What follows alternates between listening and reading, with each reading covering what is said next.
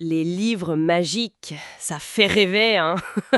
Ces vieux ouvrages remplis de secrets. Mais attention, derrière ce terme un peu fourre-tout, il y a des réalités bien distinctes. Tout à fait. Aujourd'hui, justement, on se lance dans une petite exploration pour bien faire la différence entre, disons, les trois grands types, le grimoire, le livre des ombres et puis le carnet de sorcière. Hmm. L'idée, c'est d'y voir plus clair. On s'est d'ailleurs basé sur un article super intéressant qui démêle bien tout ça. Oui, et c'est important de faire ces distinctions, je crois.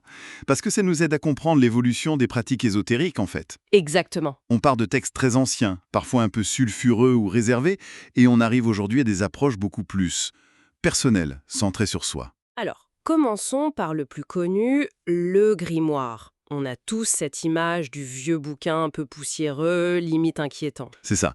Historiquement, c'est une sorte de manuel d'instruction magique. Et le mot lui-même, c'est drôle, ça vient de grammaire, c'est ça? Juin. À l'origine, une grammaire, c'était juste un livre savant, souvent en latin. Le sens spécifiquement magique, il est arrivé plus tard, plutôt vers le XVIIIe siècle. D'accord. Et dedans, on trouvait quoi exactement? Alors, le contenu était souvent très hétéroclite. Il y avait des rituels, des symboles, des méthodes pour invoquer certaines entités. Y compris des démons, parfois. Oui, ça arrivait. Mais ce qui est fascinant, c'est que c'était souvent dans un cadre théologique assez paradoxal. L'idée, c'était de les maîtriser par la puissance divine, en quelque sorte. Ah oui, intéressant, ce paradoxe. Tout à fait. Et à côté de ça, on pouvait trouver des recettes pour des talismans, de la divination, mais aussi des trucs plus terre-à-terre, comme des remèdes de bonne femme, quoi. Il y en a des célèbres, non? On entend parler de la clavicule de Salomon. Oui, ou le dragon rouge, par exemple. Le premier met plutôt l'accent sur l'aide divine.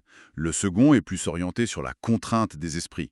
C'était vu comme un savoir puissant, hein, Et souvent interdit, j'imagine. mis à l'index par l'Église. Exactement. D'où cette aura de secret. Ces savoirs étaient copiés, recopiés, parfois au sein de lignées. Ce qui nous amène d'ailleurs à un autre type de livre. Le livre des ombres, le Book of Shadows. Précisément. Celui-là, il est très lié à la Wicca, cette religion néo-païenne qui s'est structurée avec Gerald Gardner dans les années 50. Et il y a une figure importante aussi, Doreen Valiente. Ah oui, absolument. Faut lui rendre hommage.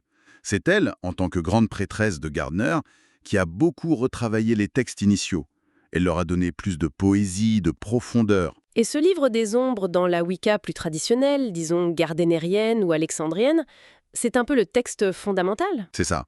Il contient les rituels importants, l'éthique, le fameux Red Wiccan, fais ce que tu veux tant que nul n'est lésé, les lois, la philosophie. La tradition, c'est qu'il soit copié à la main par chaque initié. Ah d'accord, pour assurer une transmission directe. Voilà. Mais, bien sûr, la Wicca a beaucoup évolué depuis. Oui, avec la pratique en solitaire ou les groupes moins formels, ça doit changer la nature de ce livre. Tout à fait. Pour beaucoup de Wiccans aujourd'hui, surtout ceux qui pratiquent seuls ou de manière plus éclectique, le livre des ombres est devenu plus un journal magique personnel. Moins un texte hérité qu'un espace pour ses propres notes, ses expériences. Exactement. On y note ses propres sorts, ses réflexions. C'est une évolution claire d'un savoir transmis collectivement à une exploration plus individuelle. Et ça nous amène tout naturellement au troisième terme, le carnet de sorcière. C'est plus moderne comme expression. Ça décrit justement cette approche très personnelle, non? C'est tout à fait ça. Le carnet de sorcière, c'est vraiment l'expression contemporaine de ce journal magique. Le contenu, là, il est complètement libre et adapté à chacun. Très éclectique, j'imagine. Oui, des sorts qu'on a créés soi-même, le compte-rendu de ses expériences magiques, des rêves, des listes de correspondances, genre les plantes, les pierres, les phases de la lune, Des objectifs personnels aussi, peut-être? et même de l'expression artistique. Absolument. Des objectifs spirituels, des réflexions, et oui, beaucoup de créativité. Des dessins, des collages, des poèmes. C'est vraiment un outil très vivant. Donc c'est moins un recueil de savoir figé qu'un compagnon de route pour explorer sa propre magie de façon intuitive. Précisément, c'est un espace dynamique. L'acte même d'écrire dedans, de dessiner, de coller des choses, c'est souvent vu comme faisant partie de la pratique magique elle-même. D'accord. Donc si on résume les différences clés, le grimoire, c'est le manuel historique, parfois très ancien. Mhm, Le livre des ombres, c'est le texte central de la Wicca, qu'il soit traditionnel ou devenu plus personnel. c'est ça. Et le carnet de sorcière, c'est ce journal vraiment moderne, hyper individualisé. Voilà. Mais comme tu le disais, les frontières sont un peu poreuses aujourd'hui. On entend des gens parler de leur grimoire pour désigner leur carnet personnel. Oui, c'est vrai. Mais ce qui ressort vraiment, et l'article qu'on a consulté le soulignait bien, c'est l'importance de l'acte d'écrire en soi.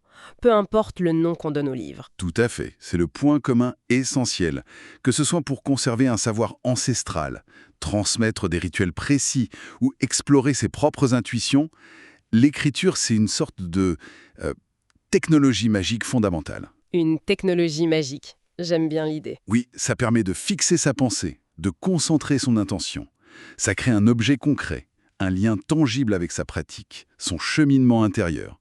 C'est un acte de matérialisation en quelque sorte. Et on voit même cette pratique s'adapter à notre époque, avec des versions numériques, des blogs, et toujours cette tendance forte à la personnalisation, où le carnet devient presque une œuvre d'art personnelle. Pour synthétiser rapidement, le grimoire nous connecte à l'histoire, à la transmission de savoirs parfois secrets. Le livre des ombres, lui, incarne une tradition religieuse spécifique, la Wicca, tout en s'ouvrant de plus en plus à l'interprétation personnelle. D'accord. Et enfin, le carnet de sorcière, c'est vraiment le symbole de l'exploration individuelle, créative, très ancrée dans notre époque. Le mouvement général, on le voit, va d'un savoir plutôt reçu à un savoir construit par soi-même. Ce qui nous laisse peut-être avec une dernière petite question pour réfléchir. Au fond, peu importe l'étiquette qu'on met sur la couverture, grimoire, livre des ombres, carnet de sorcière, est-ce que ce n'est pas l'acte même d'écrire, de documenter son parcours qui transforme le plus profondément la personne et sa propre capacité d'agir? C'est une excellente question pour conclure. Et pour celles et ceux qui voudraient creuser un peu plus ces nuances, on rappelle que notre discussion s'est appuyée sur un article très bien fait que l'on peut trouver sur le site ciel-cristallin.com. Si cette vidéo vous a plu ou a éveillé quelque chose en vous, pensez à liker, commenter et vous abonner pour ne rien manquer. Et pour aller plus loin, visitez cielcristallin.com, votre espace dédié à la spiritualité, la magie et la connaissance de soi. Articles, rituels et guidances bienveillantes vous y attendent. Merci pour votre présence. Prenez soin de votre lumière. À très vite.